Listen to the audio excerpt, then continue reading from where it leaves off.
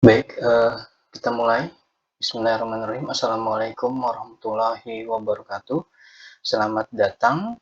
Hari ini kita coba sedikit membahas secara sederhana tentang apa dan bagaimana skripsi yang akan dilakukan pada Fakultas Ekonomi dan Bisnis Universitas Wirana Sarana Informatika. Jadi, ini adalah materi yang diambil dari pertanyaan yang ada dalam grup WhatsApp yang kebetulan, diisi oleh saya dan beberapa mahasiswa dari cabang kampus Margonda, cabang kampus, Pemuda, dan cabang kampus Universitas Bina Sarana Informatika di Kramat, gitu ya. Jadi kebetulan ada beberapa mahasiswa yang kenal dan kita sepakat untuk bikin grup dan mengundang beberapa teman dari mahasiswa tersebut dan terkumpul sampai dengan saat ini sekitar 150 orang yang sudah terkumpul, dan dari itu sudah terkumpul juga ada sekitar 10 atau berapa gitu ya pertanyaan yang beberapa sudah sempat dibahas, dijawab di grup WhatsApp. Tapi ada beberapa pertanyaan yang memang harus mendapatkan perhatian lebih khusus karena memang kalau dibuat jawabannya lewat chat itu sangat sulit sekali, gitu ya. Jadi kita mulai dari beberapa pertanyaan yang dari awal gitu. Jadi ini gabungan dari beberapa pertanyaan dibuat jadi dalam satu presentasi. Pertama kita ngebahas masalah langkah dan prosedur dari skripsi. Jadi bagaimana sih, urutan skripsi itu dijalankan gitu ya. Yang pertama, kita harus tahu dulu bahwa skripsi dilakukan di semester 8. Jadi pas awal di semester 8, yang pertama kali harus dilakukan adalah melakukan pendaftaran skripsi. Nah, pendaftaran skripsi ini dilakukan dengan 2 langkah. Yang pertama adalah, mendaftar lewat web, yang kedua melakukan pembayaran melalui transfer. Pendaftaran lewat web dilakukan dengan cara masuk ke web student, gitu ya, web mahasiswa, lalu klik pendaftaran skripsi, lalu apa yang diisi dalam pendaftaran tersebut, yang pertama adalah memilih outline yang akan diambil. Jadi outline-nya ditentukan di pendaftaran. Jadi outline-nya ada 2, yaitu adalah kuantitatif statistik dan kuantitatif non statistik. Jadi dipilih di situ yang pertama kali adalah pemilihan outline, yang kedua adalah mengisi nomor telepon. Dan nomor telepon yang diisi di sini adalah nomor telepon yang aktif. Jangan ganti-ganti nomor telepon. Jadi nomor teleponnya aktiflah yang dicantumkan dalam pendaftaran skripsi. Pada proses ini, mahasiswa belum mencantumkan atau mengajukan judul. Jadi judul masih boleh dilakukan pengajuannya nanti, gitu ya. Karena memang tidak ada kolom untuk pengajuan judul, jadi tidak ada judul yang dilampirkan dalam pendaftaran.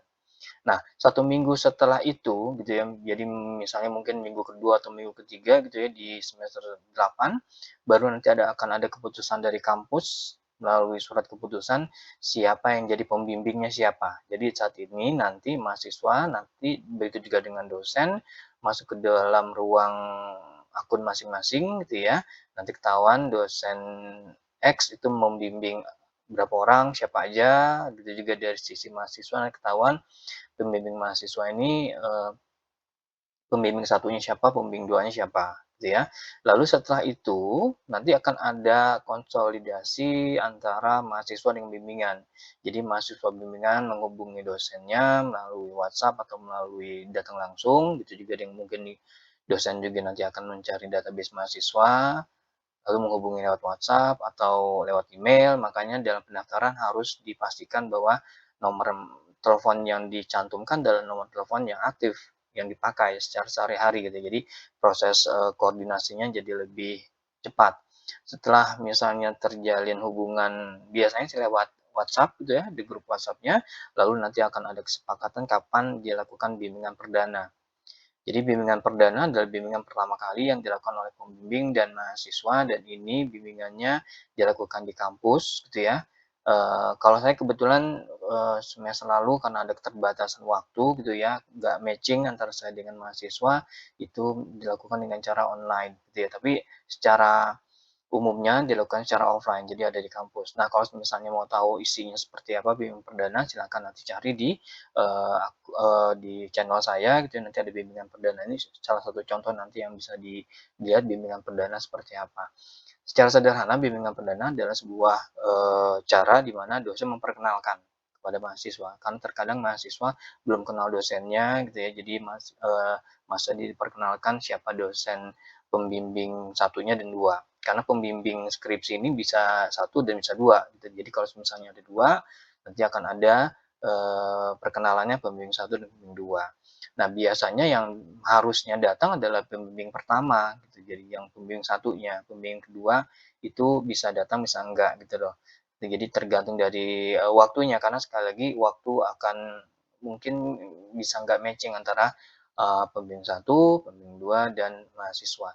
Nah, dalam bimbingan perdana ini selain perkenalan juga akan menjelaskan gitu ya, dosen ini akan menjelaskan pola bimbingannya. Apakah nanti bimbingan dilakukan secara offline atau online, kalau misalnya online-nya gimana, offline-nya gimana gitu, lalu hari apa gitu ya, lalu bagaimana ritmenya, lalu misalnya targetnya kapan selesai dan seterusnya. Ini dilakukan di bimbingan perdana. Ini satu kali doang bimbingan perdana. Gitu ya. Jadi bimbingan perdana adalah bimbingan pertama kali dan ini menjelaskan secara keseluruhan bagaimana langkahnya dan prosedurnya yang harus dilalui oleh mahasiswa, termasuk di sini juga harus diketahui bahwa bimbingan itu harus dilakukan minimal 8 kali. Boleh 10 kali, boleh 15 kali, paling sedikit tapinya 8 per pembimbing. Jadi misalnya ada 2 pembimbing berarti ada 16 kali tatap muka atau konsultasi gitu ya. Lalu berikutnya setelah bimbingan perdana ada bimbingan reguler. Bimbingan reguler ada bimbingan yang kapan aja dilakuin gitu. Kalau bimbingan perdana kan terjadwal. Kalau bimbingan reguler ini dilakukan sesuai dengan tadi kesepakatan antara mahasiswa dengan dosennya. Jadi kalau misalnya dosen bilang dosen pembimbing satu bilang bimbingan ini dilakukan pada setiap hari Senin, Selasa, dan Jumat gitu di kampus, misalnya di kampus keramat, maka dilakukan di keramat di hari tersebut dan di jam tersebut gitu. Nah, biasanya ini nggak terjadwal, jadi tergantung dari kesanggupan mahasiswa. Semakin mahasiswa cepat membuat skripsinya, maka semakin sering juga ketemu dengan pembimbing dan semakin cepat selesainya gitu. Jadi bimbingan reguler ini bimbingan yang tidak, sekali lagi, tidak terjadwal, tergantung dari mahasiswanya, tentunya juga tergantung dari jadwal yang telah disepakatin gitu ya. Nah, setelah proses bimbingan reguler di mana mahasiswa sekali lagi bisa mengatur kecepatan masing-masing gitu ya.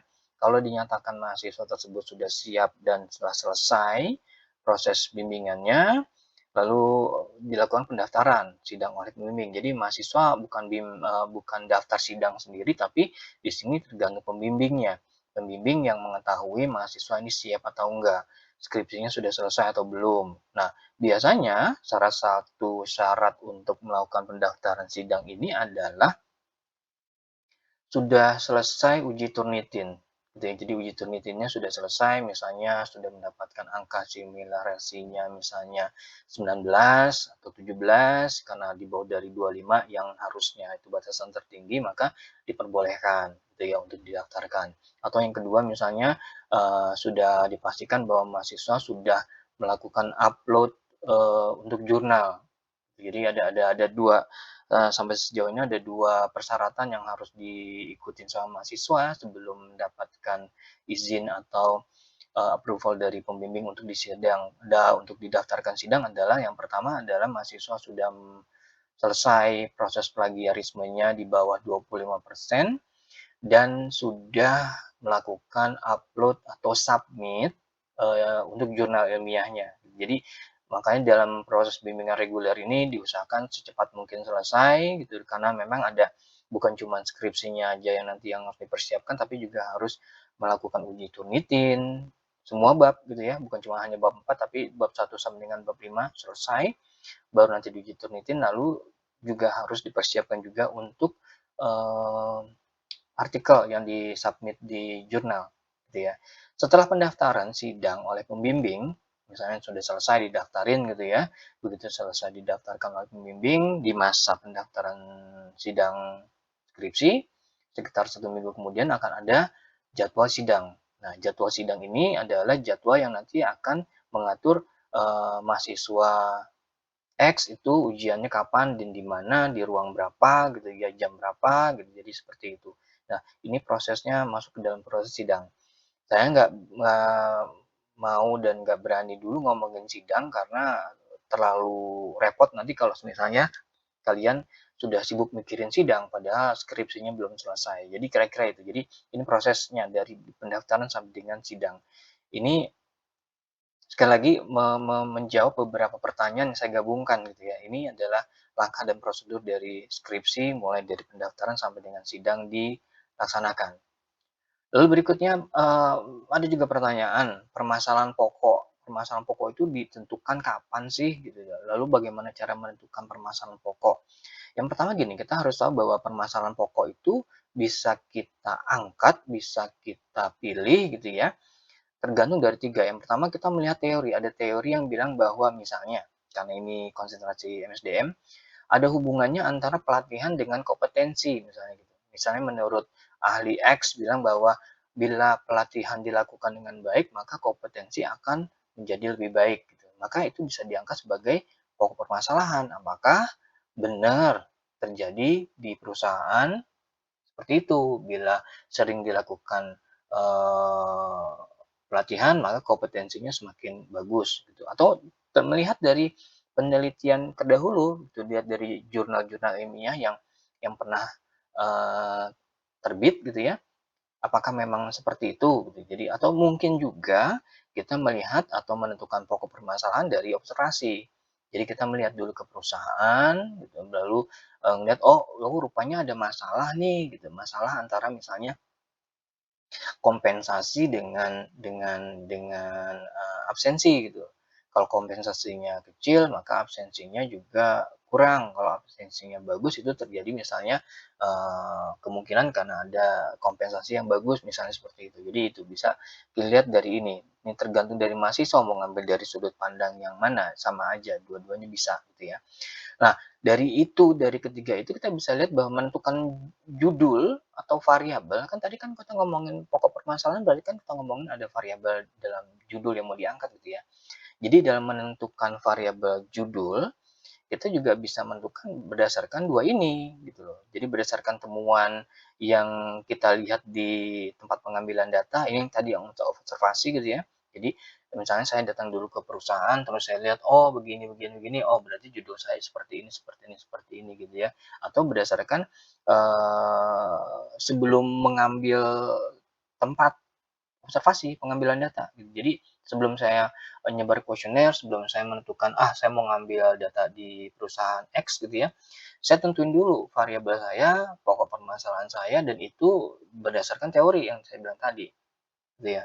Atau oh dari teori ini begini atau dari penemuan ini seperti ini, maka saya menentukan judulnya dari situ gitu. Jadi ini bisa dua dua cara ya. Pertama, kita melihat dulu ke perusahaan, kita observasi oh seperti ini gitu, lalu kita menentukan judul atau kita menentukan judul dulu baru kita sebar kuesioner. Pertanyaannya, mana yang lebih bagus? Yang lebih bagus itu sebenarnya nggak ada gitu ya. Jadi tergantung dari keadaannya juga di perusahaan dan tergantung juga dari judul yang kita tentuin. Kalau judul yang kita tentuin untuk kita pilih ini kebetulan memang judulnya agak sedikit rumit gitu ya, di perusahaan yang jumlah karyawannya dan karakteristik karyawannya sederhana, itu mungkin nggak akan bisa gitu. Tapi kalau misalnya perusahaannya memang karyawannya banyak segala macam, itu mungkin lebih memungkinkan gitu ya. Jadi gitu. Jadi kalau misalnya yang lain juga misalnya dilihat dari temuannya dulu boleh gitu ya. Temuannya dulu kita lihat, oh seperti ini gitu loh. Nah, efeknya apa sih? Bedanya kalau misalnya yang kita ngambil temuannya dulu gitu ya, kita observasi dulu berarti setelah kita menemukan faktanya, menemukan fenomenanya, baru kita nyari teori gitu. Beda nih kalau misalnya yang kedua nih yang menentukan sebelum mengambil tempat, berarti kita menemukan teorinya dulu baru mencari tempatnya gitu. Jadi seperti itu. Jadi sekali lagi nggak bisa saya jawab mana yang lebih bagus, apakah menentukan berdasarkan observasi dulu atau menentukan cari teori dulu gitu ya. Jadi ini tergantung dari orang masing-masing karena gaya setiap orang beda-beda gitu ya. Nah, dari sini kita bisa lihat nih berapa judul yang perlu dipersiapkan. Ini juga salah satu pertanyaan yang ada di grup WhatsApp. Sebaiknya satu, minimal. Bahkan kalau bisa lebih dari itu. Gitu. Kalau cuma satu, ya berarti kalau satu doang ya kalau ditolak sama pembimbing, berarti kita harus cari lagi dan itu perlu waktu lagi. Kita harus observasi lagi atau nyari teori dulu gitu ya, seperti yang saya bilang tadi. Tapi kalau misalnya kita punya 2, punya 3, begitu nanti ditolak kita punya backup langsung gitu. Pertanyaannya, apa sih yang menyebabkan, judul ditolak gitu? Yang pertama mungkin pembimbing itu melihat bahwa ini nggak masuk akal secara logika dan secara teori. Belum pernah pembimbing membaca teori tentang itu.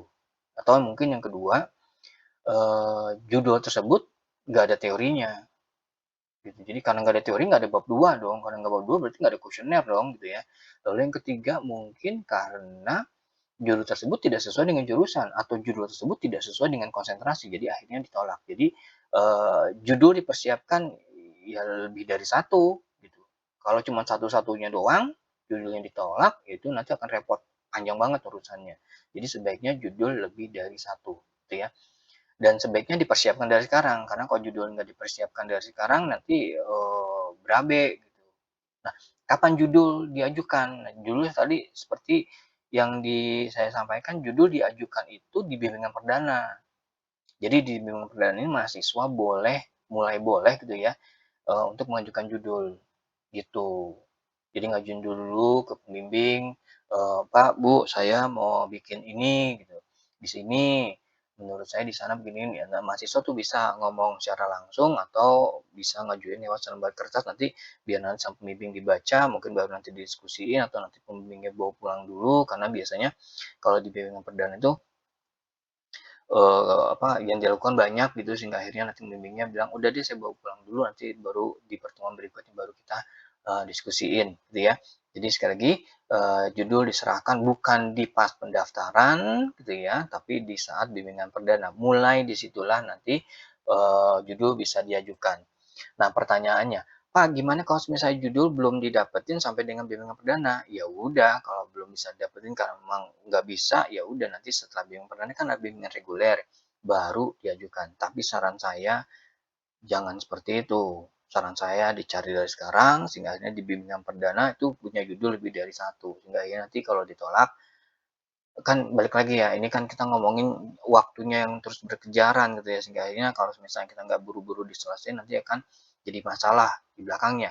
Kalau judul di minggu pertama, kedua, ketiga belum ada, nah gimana caranya nanti bikin jurnal gitu kan jadi repot banget gitu. Jadi kayak seperti itu. Jadi inilah, yang tadi saya bilang bahwa memang ada urutannya yang harus dilakuin dan urutannya itu panjang dan ada banyak yang harus dipersiapkan dan itu juga bukan sesuatu hal yang ringkas dan yang sederhana, jadi sebaiknya dipersiapkan dari sekarang. Nah, ini salah satu sebenarnya alasan kenapa saya bikin grup WhatsApp gitu loh, karena saya nggak mau, kalian gitu ya, beberapa mahasiswa yang saya kenal gitu dan kebetulan punya temen yang saya juga pernah ajar gitu ya, itu mengalami masalah dalam dalam pembuatan skripsi ini, judul belum dapat, sehingga akhirnya saya bikin grup WhatsApp ini. Jadi tujuan saya bukan untuk, apa-apa, tapi sebenarnya hanya untuk membantu supaya kalian tuh tidak terlalu ribet nantinya di semester 8. Jadi kita urai dulu masalahnya sekarang, mumpung lagi liburan, dan mudah-mudahan grup WhatsApp ini bisa masih pencerahan gitu ya, walaupun belum tentu memberikan jalan keluar, tapi seenggaknya kalian sudah tahu apa yang harus kalian persiapkan.